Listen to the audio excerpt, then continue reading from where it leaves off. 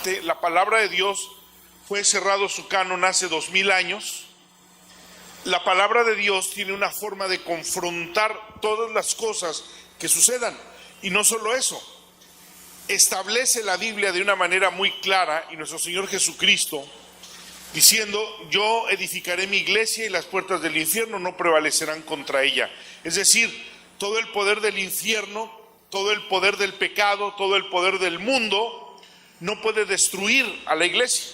El apóstol Juan, en el capítulo 5 de su primera epístola, dice: esta es la victoria que vence al mundo, nuestra fe.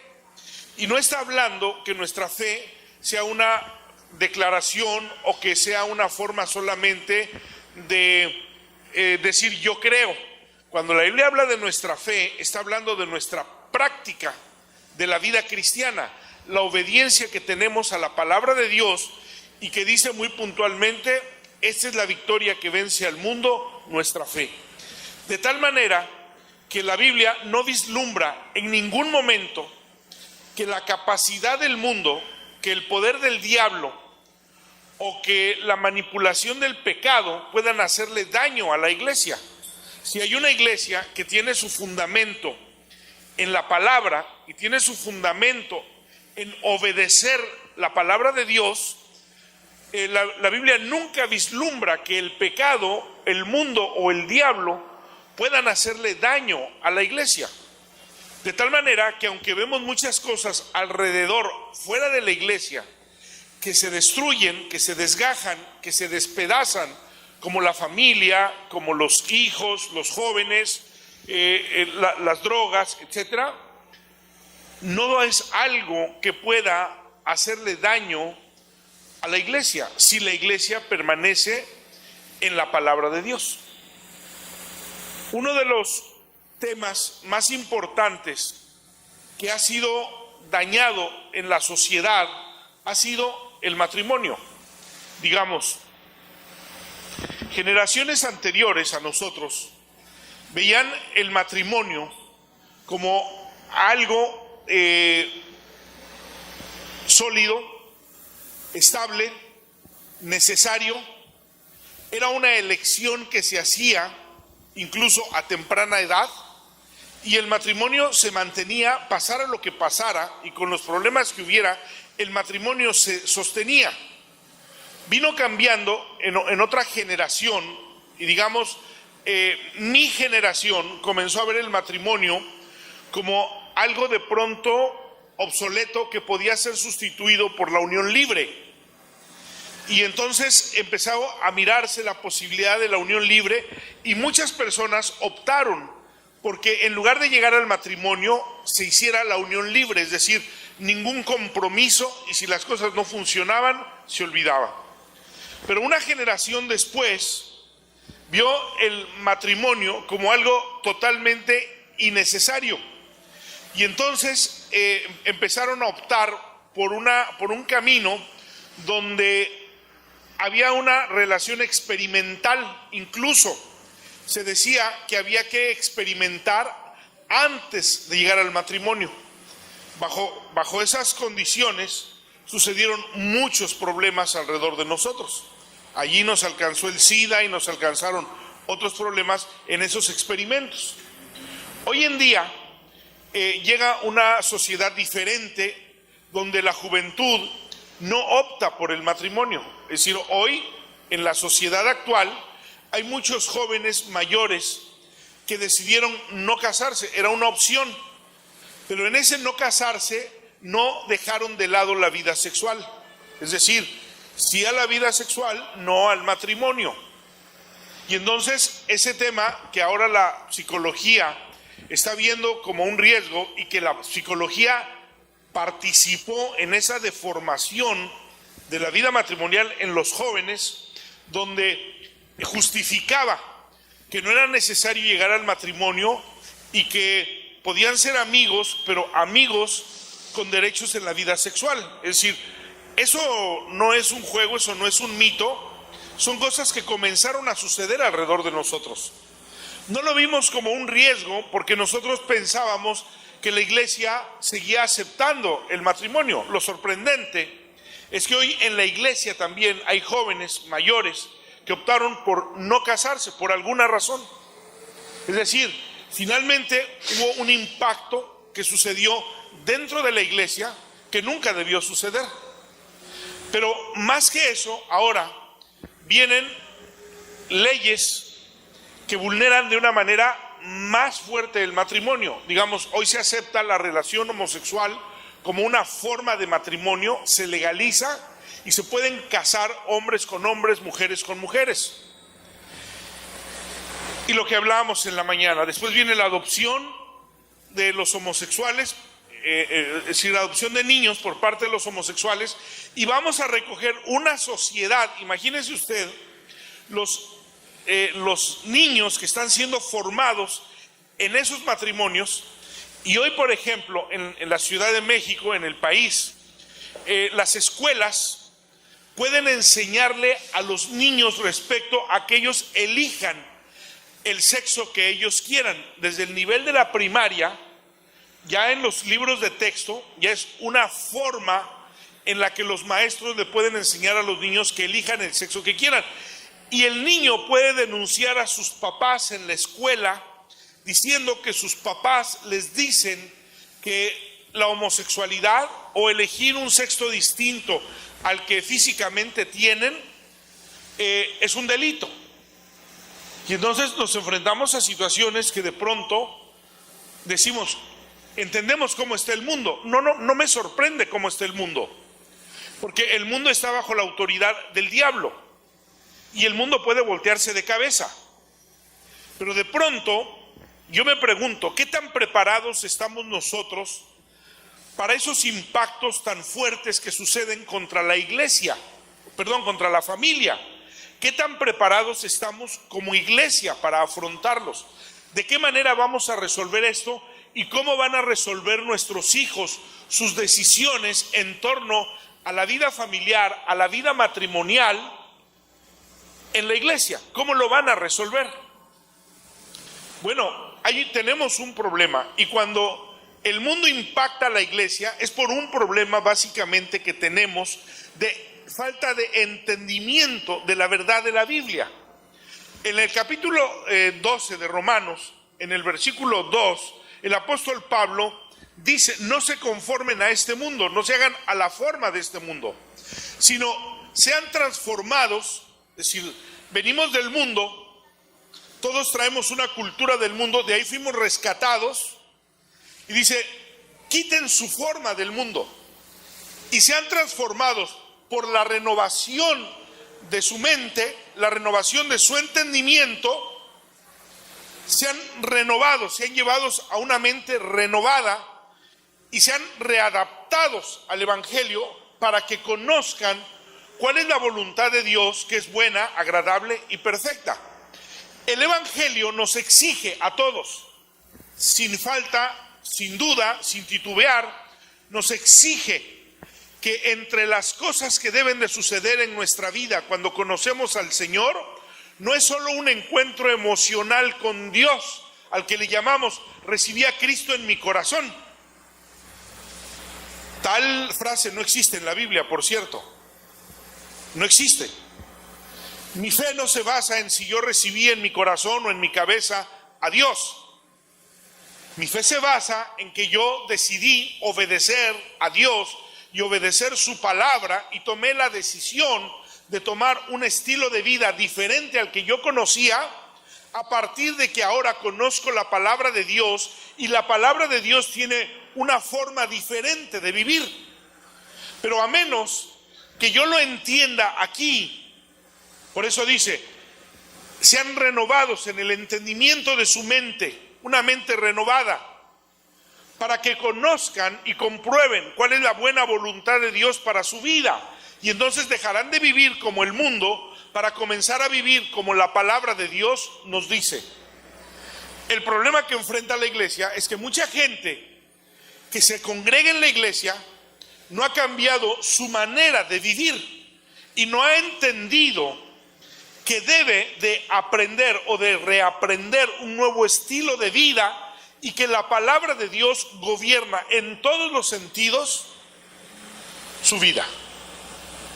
Mientras no entendamos eso, seremos seriamente afectados siempre por el mundo. Ojo, yo dije al principio, la Biblia no calcula que el mundo pueda dañar a la iglesia que obedece la palabra de Dios. Yo puedo reunirme en la iglesia, pero si no he entendido la palabra de Dios y la forma como la palabra de Dios quiere que yo viva, el mundo me va a hacer daño.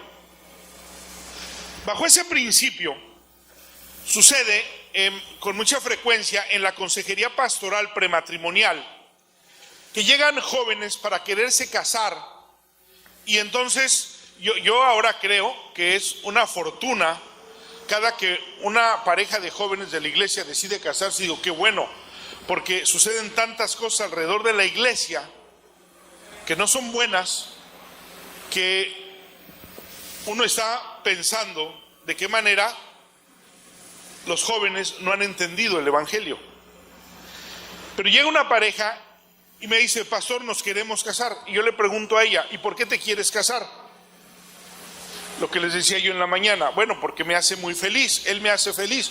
Bueno, pronto no te va a hacer feliz. ¿Y tú por qué te quieres casar? Porque ella me hace feliz. Bueno, también muy pronto ella ya no te va a hacer feliz. Pero yo les digo, no los puedo casar. ¿Pero por qué? Porque esa no es la puerta para el matrimonio. Esa no es la puerta para el matrimonio. Y entonces ellos preguntan, ¿y cuál es? Bueno, si no la conocen, ¿por qué se quieren casar? ¿Cuál es la puerta para el matrimonio?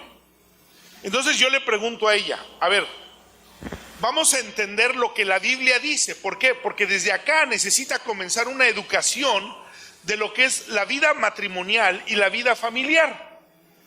Y entonces yo le digo, a ver, ¿tú estás dispuesta a que él sea el hombre al que tú quieres obedecer en todo y someterte a él y respetarlo?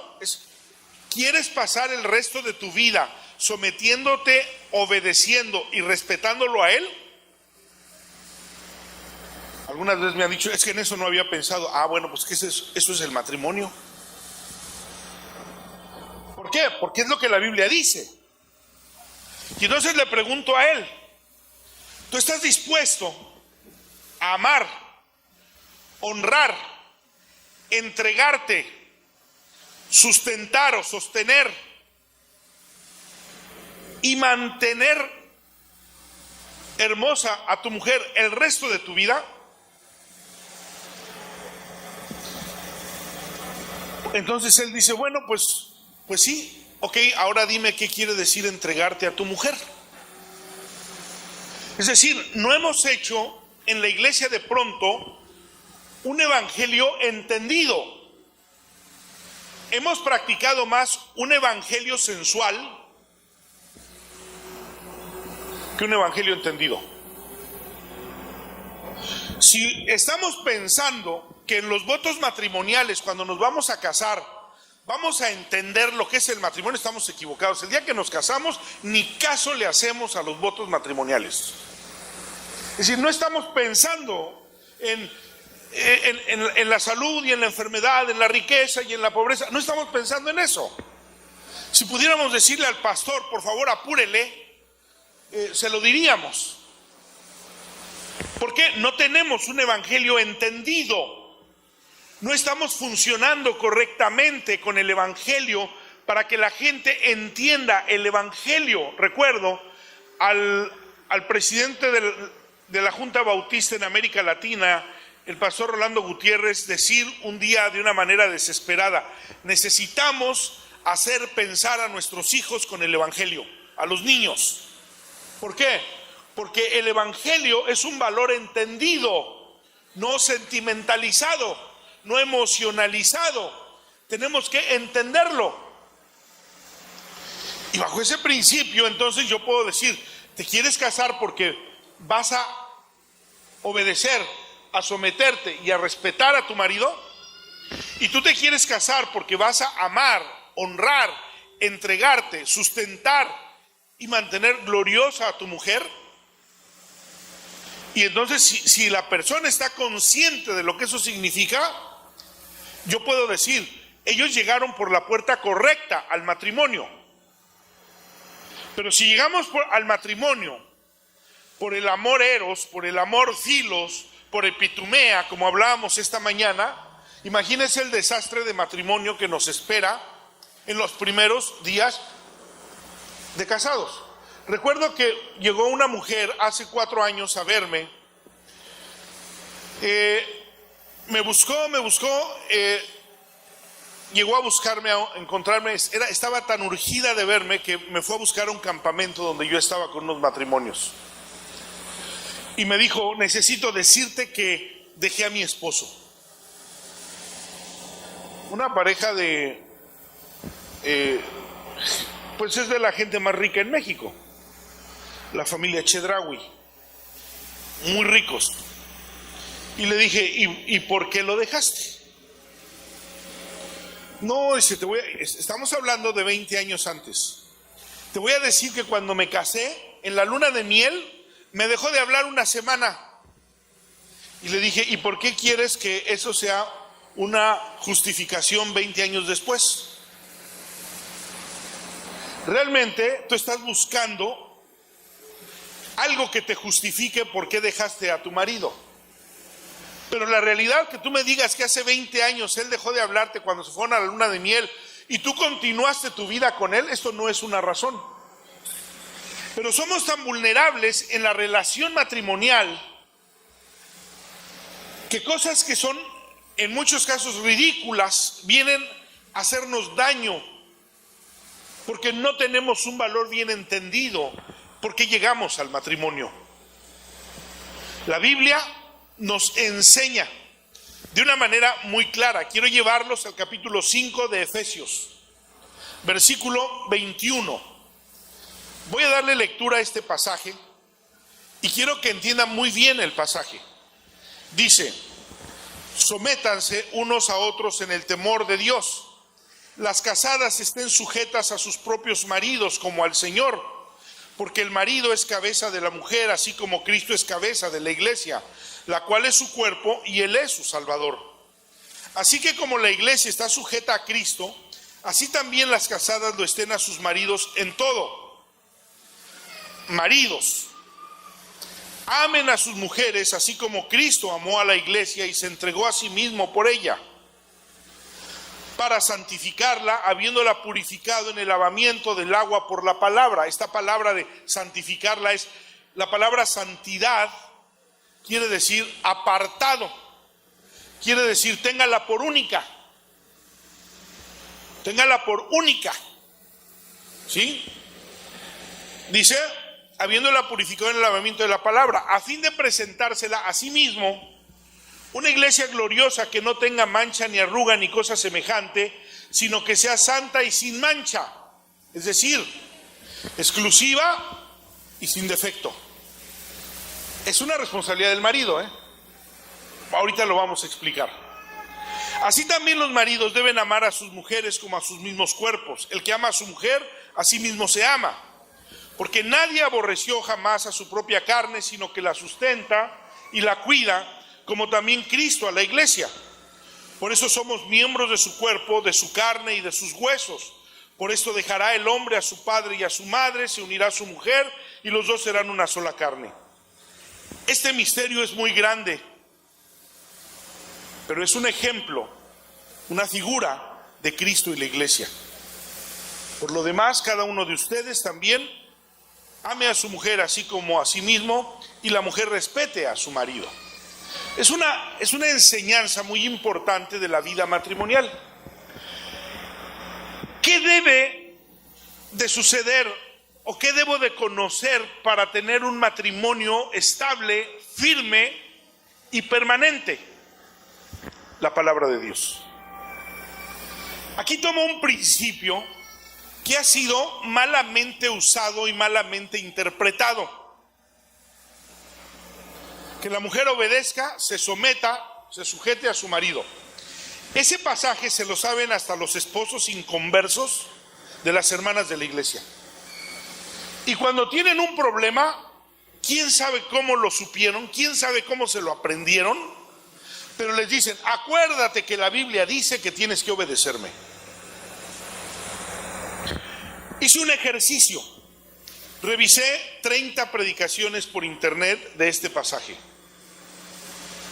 Ninguno de los expositores de este pasaje hizo énfasis en los deberes del hombre. Todos se atoraron en los deberes de la mujer, que debe de someterse y obedecer a su marido. Todos. Me gustaría que un día haga ese ejercicio usted en el internet. Digo, no le recomiendo que tome predicaciones del internet, porque muchas veces no sabe ni lo que se mete. Pero si las ve, se va a dar cuenta que hay un machismo impresionante dentro de la iglesia. La iglesia promueve un machismo. Se iban a casar una pareja de jóvenes de la iglesia bautista, fueron a verme y me dijeron, pastor, quisiéramos que fuera usted quien nos diera consejería matrimonial. Les dije, sí, y me puse a pensar, son bautistas. Entonces tenía yo un libro de John MacArthur, que lo había leído yo, y les dije, bueno, quiero que me lean este libro, por favor. Los veo aquí dentro de 8 días.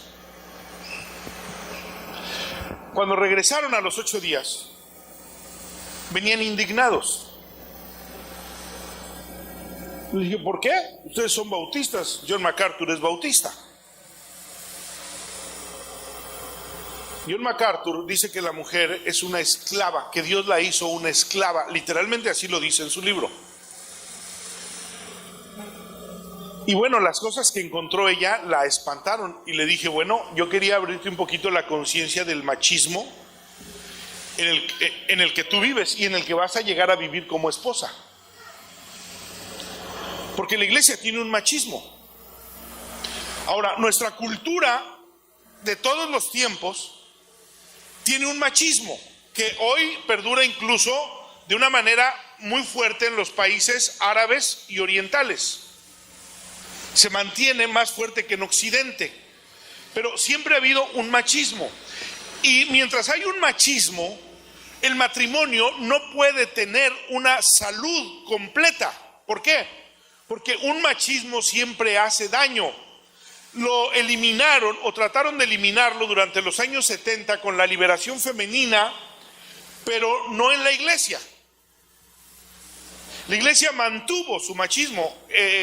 Ustedes tienen una pastora, una ministro, mujer, pero déjenme decirles que en las iglesias tradicionales, históricas, bautistas, presbiterianas, metodistas, luteranas, reformadas, no existe el ministerio de la mujer.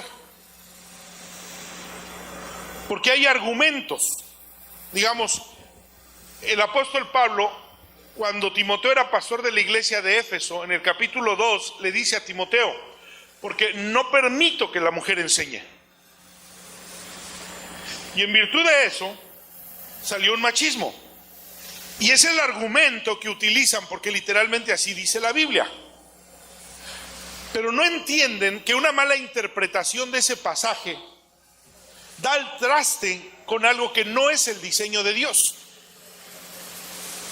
Porque siempre les digo, ok, yo hago válido ese pasaje, pero ahora vamos a 1 Corintios 11, los primeros versículos. En 1 Corintios el apóstol Pablo sí dice que la mujer ore en público, pero que se tape la cabeza. Si yo quiero tomar el pasaje de Timoteo, entonces la Biblia tiene una contradicción directa. El asunto es que el apóstol Pablo estaba haciendo una interpretación teológica local por las circunstancias de la iglesia de Éfeso, como lo hace también localmente por las circunstancias de la iglesia de Corinto, donde las prostitutas se rapaban el cabello, y cuando una mujer entraba con su cabello corto a la iglesia, causaba escándalo, y entonces Pablo decía que se cubra la cabeza, porque culturalmente algo afectaba a la iglesia. Pero el apóstol Pablo no estaba enseñando que la mujer no debe de predicar, no debe de ministrar, porque la Biblia señala, por ejemplo, que Febe era una diaconisa de la iglesia, y luego señala también, por el orden que aparece, en la Biblia siempre aparece primero, desde el Antiguo Testamento, el nombre del hombre y luego el de la mujer. Era una costumbre. A menos que hubiera que la importancia de la mujer fuera mayor que el hombre, aparece primero el nombre de la mujer que del hombre. Y eso sucede 2 veces en la Biblia, solo 2 veces. Libro de los Jueces con Débora. Y en segundo lugar, cuando Pablo habla de Priscila, que era la pastora en la iglesia de Roma, junto con su esposo Aquila. En el libro de los Hechos menciona primero a Aquila y luego a Priscila. Pero cuando hace referencia de la iglesia de Roma, primero menciona a Priscila, pasando por alto, siendo Pablo un hombre instruido en la ley, pasó por alto que primero se mencionaba el nombre del hombre y menciona primero a Priscila. Y Priscila instruye a Apolos, lo discipula. Si la intención del apóstol era que la mujer no enseñara, eso está fuera de contexto. Pero lo que quiero resaltar es el machismo que hay en la iglesia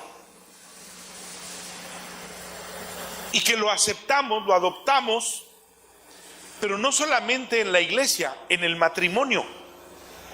Ahora, voy a hablar de otro asunto.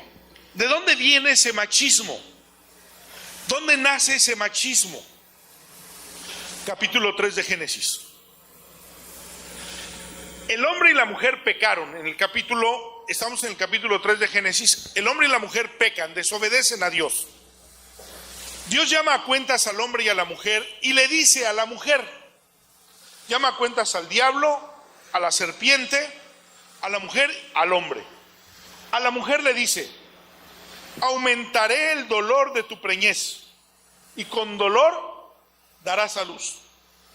Así de que ya sabrán si no causa dolor eso. Pero luego le dice, y tu deseo será para tu marido. Y literalmente sí utiliza en Génesis, en el hebreo, la palabra serás esclava de tu marido. Pero esa era una maldición a causa del pecado. Quiero que entendamos muy bien que Dios llama para maldecir a la mujer, al hombre, al diablo y a la serpiente. Y maldice la tierra también, por cierto.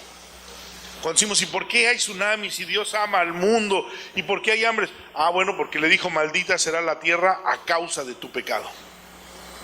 La tierra fue maldecida. Y Romanos dice que la naturaleza gime el día de la redención. Entonces, a raíz de eso, la mujer se hizo esclava del marido, efectivamente. Pero llega el evangelio y el evangelio redime de su maldición. Bueno, también quiero decir, al hombre le dice, y tú trabajarás la tierra con el sudor de tu frente, y la tierra te va a producir cardos y espinos, y serás su esclavo hasta que regreses a la tierra. Esto condicionó 2 cosas en la vida del hombre y la mujer. El hombre vive para su trabajo, ¿cierto o no? El hombre llega a la casa después de trabajar y lo que él quiere es sentarse y que nadie lo moleste. Y la mujer, si acaso también ahora, porque ahora también se da, trabaja, llega a la casa, pero ¿qué cree? Eso lo he visto en la iglesia donde yo pastoreo mucho. Ella llega a cocinar, a recoger, a escombrar, a limpiar, a lavar la ropa. Y el hombre llega, perdón por la expresión, y se aplasta. Yo no estoy aquí para exhibir al hombre, estoy tratando de un problema que hay de machismo que le hace daño al matrimonio. Yo espero que no me malinterpreten, hermanos. Yo soy hombre también.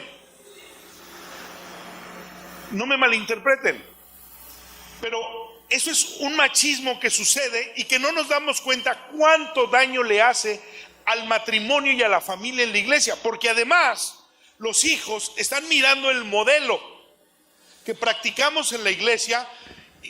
Y qué terrible, porque practicamos un modelo de una maldición a causa del pecado y no nos portamos como redimidos. Ahora, el Evangelio redime al hombre y a la mujer de la maldición, llegando al punto de decir en la Biblia, ninguna condenación hay para los que están en Cristo, ninguna. ¿Dónde redime al hombre, por ejemplo, de que sea esclavo de la tierra, que la tierra le va a producir cardos y espinos, que va a ser esclavo de ella y que no va a dejar de trabajar hasta que vuelva a la tierra? Mateo capítulo 6, versículo 28 al 33. Cuando le dice, ¿por qué se afanan de qué van a comer, qué van a vestir y dónde van a vivir? Y Jesús hace allí, en una figura retórica, ven a las aves del campo, bueno, ¿quién las alimenta? Ven a los lirios del campo, ¿quién los vistió? Salomón con toda su gloria no se vistió como uno de ellos. Y entonces le dice al hombre, el mensaje es para todos, pero el hombre estaba capturado en una maldición de esclavitud al trabajo. Y le dice, busca primero el reino de Dios y su justicia, y estas cosas yo te las doy. Si un hombre entiende que su matrimonio no lo debe de vivir para el trabajo, no es posible que le demos más tiempo al trabajo que a la esposa, que a los hijos. No es posible que estemos más preocupados por comprar cosas que por cultivar la relación matrimonial y la relación con los hijos. No es posible que no podamos llevar a los hijos y a la esposa un día a tomar un helado, un café, una comida, porque siempre estamos pensando que el dinero no alcanza, porque nos portamos como aquella maldición y no como redimidos. No nos ha alcanzado el entendimiento. Venimos a la iglesia, cantamos, adoramos, lloramos, pasamos al altar, servimos, enseñamos, pero nuestra vida en la casa se vive bajo la maldición del pecado. ¿Por qué vivimos bajo una maldición cuando hemos sido redimidos, rescatados? Dios quitó esa maldición para nosotros. Usted puede un día decir, Señor, a lo mejor me quitaron mi trabajo, pero tú tienes una promesa para mí y yo tengo un compromiso contigo. Yo te voy a obedecer y tú me vas a sustentar. Si no hay trabajo, tú encontrarás otra forma como me vas. Tú decidiste que hay otra manera, pero no puedo vivir bajo esta maldición. ¿Por qué aquí hoy es un ejercicio natural? Hay más del doble de mujeres que de hombres. A ver, ¿sí se da cuenta o no? ¿Por qué no las acompañaron los esposos?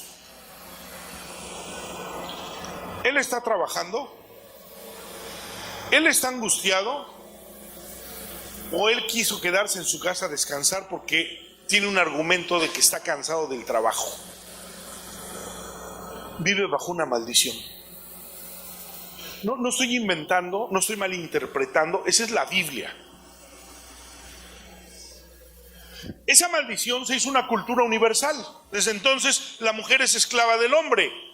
Yo veo a las mujeres decirle al esposo, ¿me dejas ir a ver a mi mamá? Y cuando yo veo eso digo, oye, ¿y él también te pide permiso para ir a ver a su mamá? Eso funciona por aquella maldición que Dios pronunció contra la mujer. Pero Dios ha pronunciado algo diferente para la mujer cuando hemos llegado a una nueva vida libre de la condenación, porque la ley ya no más tiene autoridad sobre nosotros. ¿Y qué le dice a la mujer? Bueno, pues aquí está de una manera maravillosa. Fíjese, el apóstol Pablo da una razón en el capítulo 11 de 1 de Corintios por qué el hombre es cabeza de la mujer. Y dice, simplemente porque el hombre fue creado primero. Pero si quiere ser cabeza, tendrá que cumplir deberes. Porque no hay cabeza sin deberes. No hay autoridad sin deberes, de eso vamos a hablar mañana. No hay autoridad si no hay cumplimiento de deberes. Lo que Dios diseñó como una autoridad, lo diseñó para ejercer deberes, producir deberes. Y si Él es la cabeza de ella, porque le dice a ella aquí, la mujer esté sujeta a su marido, pero hay un pasaje muy interesante. Este pasaje estos pasajes no se entienden sin el versículo 21. Sométanse los unos a los otros. Aislamos los pasajes de ese versículo, pero no, están implícitos. No puedo entender la relación matrimonial si no entiendo el versículo 21 que dice, sométanse los unos a los otros. ¡Qué maravilla! Me voy a casar y voy a ser dueño de la vida de mi mujer. Qué inspirador, ¿no? Por eso yo le pregunto a las mujeres cuando las veo, oiga, ¿y si su marido se muere, se volvería a casar? No. Y le pregunto a él, ¿te volverías a casar si ella se muere? Sí, claro, no, pues por supuesto.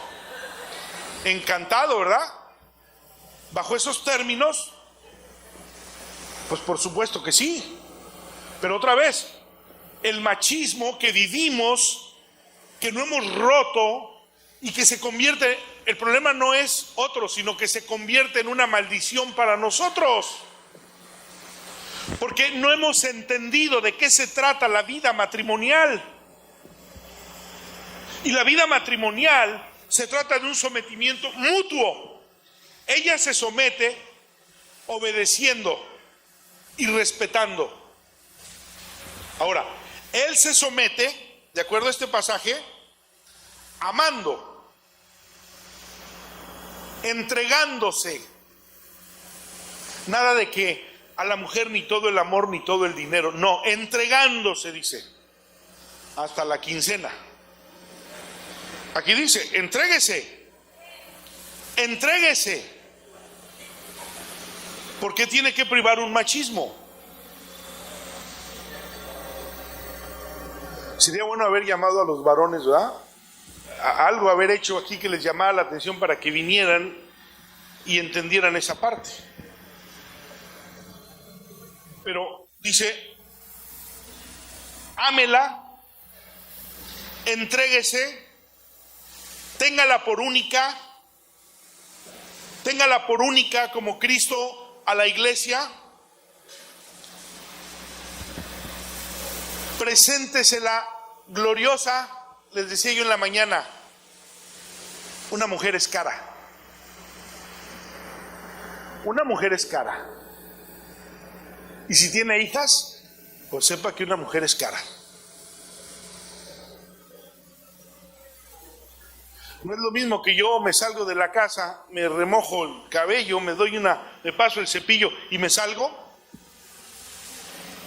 Y una mujer, esa es su feminidad. O claro, si a usted le gustan las mujeres que se parecen a los hombres, bueno, pues esa es otra cosa. Pero la mujer tiene una feminidad, tiene una delicadeza, tiene una belleza, tiene una hermosura. Y de repente usted cree que su esposa no, porque usted es el responsable. Porque dice que Cristo se presentó a la iglesia como una iglesia hermosa y gloriosa. Y que el hombre debe de presentarse todos los días a su mujer como una mujer de la que él se sienta orgulloso, feliz, satisfecho, porque la presenta hermosa. No puede ser que hay varones que invierten más en limpiar un carro, en comprarle tapetes a un coche, arreglarle la mecánica a un coche, que lo que invierten en su esposa. Otra vez, el problema de vivir por una maldición donde nuestra mente no ha sido transformada por el Evangelio al entendimiento de la redención. Él nos redimió de la maldición del pecado, dice la palabra. Fuimos redimidos de la maldición del pecado. Pues esta es la vida práctica de esa redención. Este es el testimonio viviente, vivo, visible, de que yo fui redimido de la maldición del pecado. Y que el primer impacto de la redención está en mi vida y el segundo impacto está en mi matrimonio.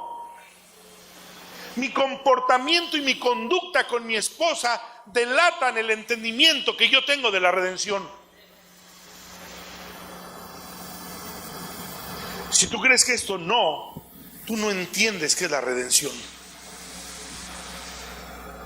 Porque Pablo, Pedro, Juan, en sus epístolas hablan de lo que era la vida pasada y lo que es la vida nueva.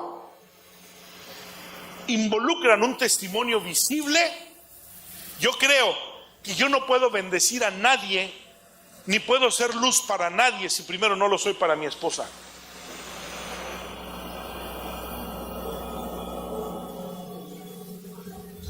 Miren nuestros hombres públicos, políticos, artistas, eminencias. Todos son una manifestación de opulencia profesional, pero todos son un fracaso en su vida matrimonial y en su vida familiar. Todos. ¿Por qué? Hubo una maldición. ¿Por qué el hombre debe de correr hacia Jesucristo? Porque necesita ser redimido de esa maldición.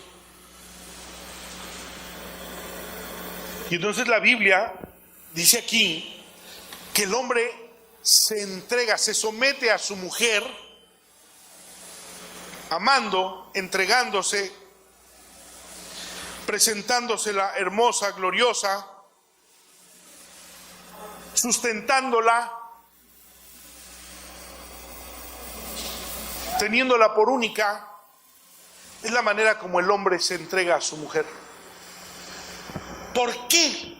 Ahora, si usted está pensando que yo traigo un mensaje feminista y que como un mensaje feminista trato de decir que el hombre está mal o está en pecado, pues déjeme decirle que este pasaje termina de una manera muy clara donde usted no puede escaparse. Porque dice, porque esto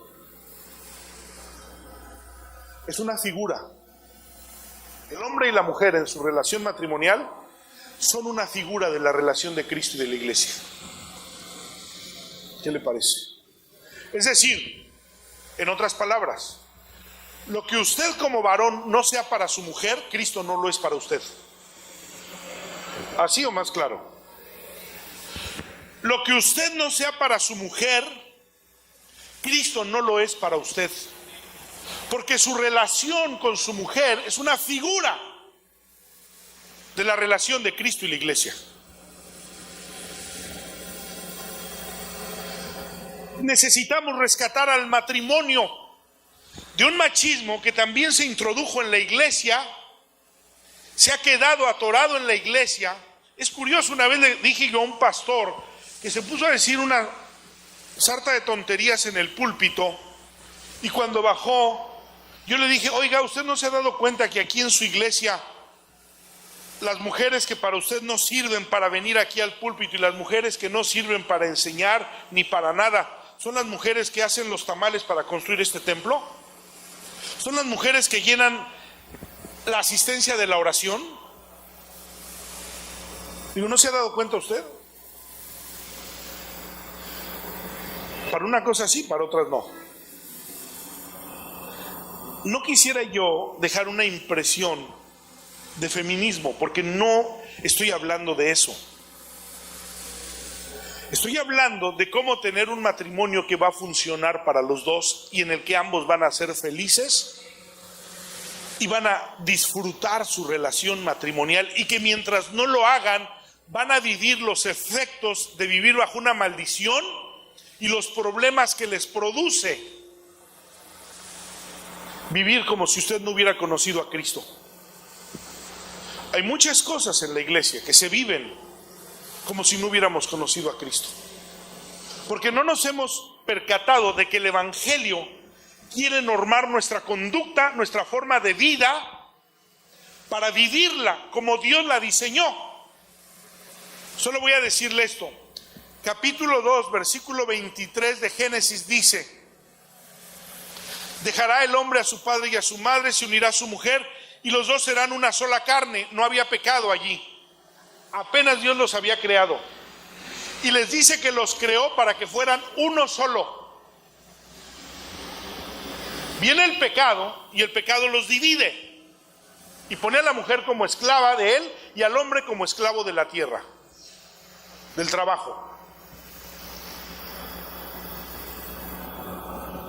¿Se da cuenta? Ahora, viene la redención. Gálatas 3 dice: porque en Cristo no hay ni esclavo ni libre, ni judío ni griego, ni hombre ni mujer, todos somos uno. Otra vez, se regresa al capítulo 2, versículo 23 de Génesis. ¿Cuál era el propósito antes del pecado? Que fueran uno. No había superioridad. No había superioridad. Había una integración. Ahora, ¿qué enseña el capítulo 5, versículo 21 de Efesios? No hay superioridad, hay una integración. Sométanse los unos a los otros. Porque si lo hacemos así, entonces estaremos dando gloria a Dios, honra a Dios, y estaremos viviendo libre de la maldición del pecado. Necesitamos que los matrimonios entiendan la palabra de Dios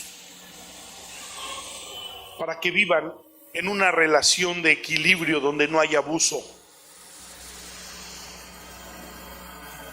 Venimos a la iglesia, tenemos un rostro, una cara. Aquí en la iglesia decimos: ay, cómo me encanta ver a este hermano y a esta hermana, oh, qué maravilloso. Y de repente, si los conociéramos en su casa, ¿cómo es ese hermano con la hermana? ¿Cómo son con los hijos? Porque el evangelio lo hemos aguardado para la iglesia, y el evangelio tenemos que llevárnoslo. Mire, le voy a decir algo. Yo también sé emocionar a la gente, sé gritar y decir y aventar y echar y soplar y tirar. Claro, todos podemos hacerlo. Y usted va a decir que tuvo una experiencia maravillosa en la iglesia y que el culto estuvo fenomenal. Esa es la buena noticia. Y la mala noticia es que ya llegó a su casa. Y en su casa la vida va a seguir igualita. No me interesa emocionarlo. Yo quiero que usted entienda la palabra de Dios que puede transformarlo y que se lleve el evangelio a su casa. Que se lleve el evangelio a su matrimonio, que se lleve el evangelio con sus hijos, que el evangelio tenga un impacto maravilloso, que tenga un testimonio poderoso, porque el poder de Dios no está diseñado para tirarme aquí. El poder de Dios está diseñado, según lo que dice Romanos 1, está diseñado para salvar y cambiar mi vida. Para eso envió Dios el evangelio. Necesitamos romper patrones. Hermanos, no viva para su trabajo. No le dé su vida a su trabajo. La Biblia dice que la bendición de Dios es la que enriquece y no añade con ello tristeza. ¿Por qué nuestra fe no nos alcanza para confiar en Dios? Santiago dice: tenemos muchas disputas y muchas envidias en la iglesia. Y las tenemos porque envidiamos lo que otros tienen. Y entonces dice: ¿por qué no le piden a Dios? Pídanle a Dios lo que necesitan y Dios se los da. ¿Por qué no simplificamos nuestra vida? ¿Por qué la conflictuamos tanto? Porque un hombre no entiende que lo que necesita es el entendimiento de la palabra de Dios. Una mujer debe de entender que lo que necesita es el entendimiento de la palabra de Dios. que el Evangelio llene nuestras vidas. Y no importa lo que el mundo esté haciendo y lo que el mundo esté aprobando y lo que el mundo esté cambiando. Este Evangelio es poder de Dios para salvación.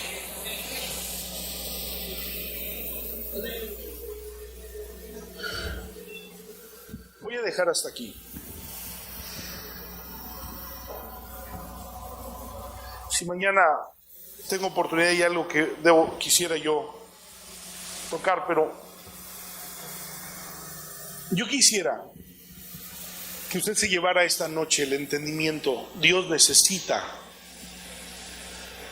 redimir mi matrimonio y yo necesito obedecer la palabra de Dios. ¿Cómo se ve un hombre en este momento desesperado, angustiado y estresado por su economía? Y llega a la casa con el estrés de la angustia. ¿Y cómo se ve una mujer en este momento apagada, frustrada, relegada, sintiéndose fea? Porque el esposo ya no la mira con la admiración que le miraba. La maldición nos ha tocado. No hemos querido venir al Evangelio, a la vida nueva. ¿No quisiera usted esta noche decirle a Dios: Dios, necesito que la redención alcance mi matrimonio? ¿No quisiera usted decirle: necesito que la redención alcance mi vida, mi entendimiento? Necesito que tu evangelio, tu palabra, alcance mi casa, mi familia. Porque la vida bajo la maldición es terrible y la vida bajo la redención es gloriosa. ¿No quisiera usted tener esa oportunidad? Yo no sé cuántos matrimonios hay aquí. Me gustaría que primero levantaran su mano quienes vienen como matrimonio. Como matrimonio. Muy bien. ¿Quiénes están casados si su cónyuge no está aquí, hombre o mujer?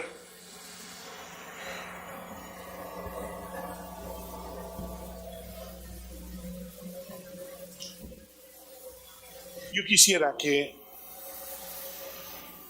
la palabra de Dios pudiera tocar esta noche su vida y ofrecerle una perspectiva diferente.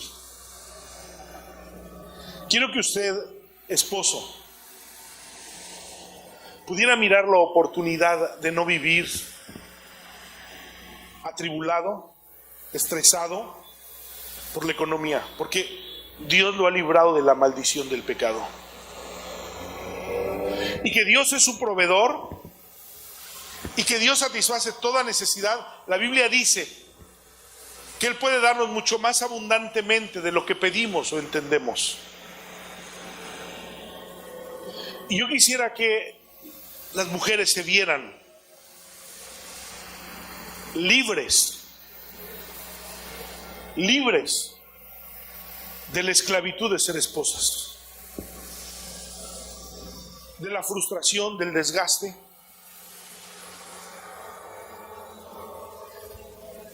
Y que la palabra de Dios pueda tocar su vida esta noche y llamarle a una nueva experiencia de vida.